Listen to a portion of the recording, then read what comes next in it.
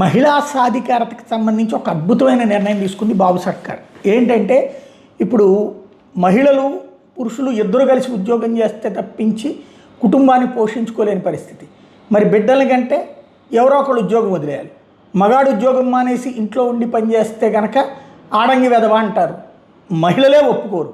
తోటి మహిళలే ఏది అమ్మాయి ఉద్యోగం చేసే అమ్మాయి కుటుంబ సభ్యులే అబ్బాయిని అవమానిస్తారు, అంగీకరించరు. అలాగని అమ్మాయిని ఉద్యోగం మానేయమంటే అమ్మాయి ఉద్యోగం చూసారా సాధికారత చెడగొడుతున్నారంటారు. ఆ నేపథ్యంలో ఏం జరుగుతుంది, డే కేర్ సెంటర్లలో పిల్లల్ని వదిలిపెట్టి వెళ్తే చివరికి పిల్లలు అనాథ ఆశ్రమం బ్రతుకుల్లాగా తయారైపోయినాయి అన్నటువంటి ఆవేదన. చివరికి ఆ పిల్లలకి తల్లిదండ్రులతో అటాచ్మెంట్ తక్కువగా ఉండేటటువంటి పరిస్థితి అయిపోతుంది. పెద్ద అయ్యాక ఆ తల్లిదండ్రులు చివరికి వృద్ధాశ్రమాలకు పంపించేటటువంటి స్టేజీ అవుతుంది. వృద్ధాశ్రమాలు పెట్టిన తప్పు లేదనేటటువంటి ఫీలింగ్ పెరుగుతున్నటువంటి రోజు. ఇలాంటి దశలో ఒక మంచి నిర్ణయం తీసుకున్నది రాష్ట్ర ప్రభుత్వమే. పేదలు ఉద్యోగినులకి ఇద్దరి పిల్లలకి కూడా ప్రభుత్వ సంరక్షణ కేంద్రాలు ఏర్పాటు చేయబోతుంది. విశాఖపట్నం, విజయవాడ, తిరుపతిలో త్వరలో ప్రారంభించబోతున్నారు.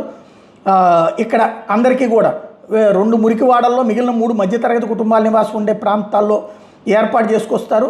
6 నెలల నుంచి 6 ఏళ్లలోపు వరకు కూడా చిన్నారిని అక్కడ సంరక్షిస్తుంటారు. ఒక్క కేంద్రంలో 25 మందికి ప్రవేశం ఏర్పాటు చేస్తారు. మురికివాడల్లో పేద మహిళల పిల్లలకు ప్రవేశం అంటే వాళ్ళు ఇప్పుడు కూలి పనులకు కానీ ఇతర పనులకు వెళ్ళాలంటే అది చక్కటి అవకాశం వస్తుంది. అట్లాగే పూర్తిగా డబ్బులు లేకుండా ఫ్రీగా వాళ్ళకి మధ్యతరగతి కుటుంబాల కోసం ప్రారంభించే కేంద్రాల్లో మాత్రం చిన్నపాటి ఛార్జీలు ఉంటాయి. తప్పులేదు అలా పెట్టడం కూడా. ఇది స్వయం సహాయక బృందాల ద్వారా చేయాలనుకోవడం చాలా మంచి ఆలోచన. బాబు సర్కార్ అద్భుతమైన నిర్ణయం తీసుకుంది.